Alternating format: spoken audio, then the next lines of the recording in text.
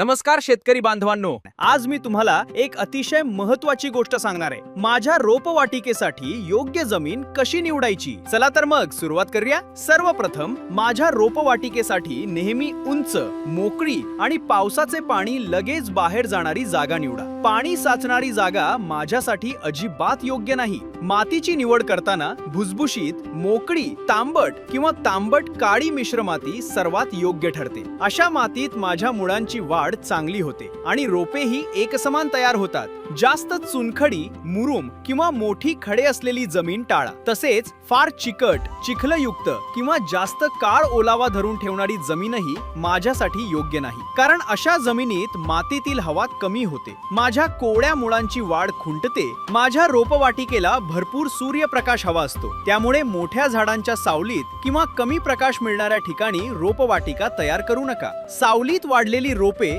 जास्त उंच, पातळ, नाजूक आणि कमकुवत होतात। अशी रोपे पुढे चांगले उत्पादन देऊ शकत नाहीत। रोपवाटिकेत कच्चे शेणखत किंवा अर्धवट कुजलेले सेंद्रिय खत वापरू नका, त्यामुळे रोग आणि किडींचा प्रादुर्भाव वाढण्याची शक्यता असते। ज्या जमिनीत लव्हाळा, घोळ किंवा इतर हट्टी तणांचा प्रादुर्भाव जास्त आहे, अशी जमीनही माझ्या रोपवाटिकेसाठी निवडू नका। रोपवाटिका तयार करण्यापूर्वी त्या जागेतील जुनी तणे, त्यांची मुळे आणि मागील पिकांचे रोगट अवशेष पूर्णपणे काढून टाका। स्वच्छ रोपवाटिका म्हणजे निरोगी रोपांची पहिली पायरी। लक्षात ठेवा शेतकरी बांधवांनो, दर्जेदार खरीप कांद्याची सुरुवात चांगल्या बियाण्यापासून होते, पण त्या बियाण्यापासून निरोगी रोपे तयार होण्यासाठी योग्य रोपवाटिका आणि योग्य जमीन निवडणं तितकंच महत्त्वाचं आहे। अशाच शास्त्रीय, विश्वासार्ह आणि शेतीसाठी उपयुक्त मार्गदर्शनासाठी राही नॅचरल सीड्स चॅनलला आजच सबस्क्राइब करा।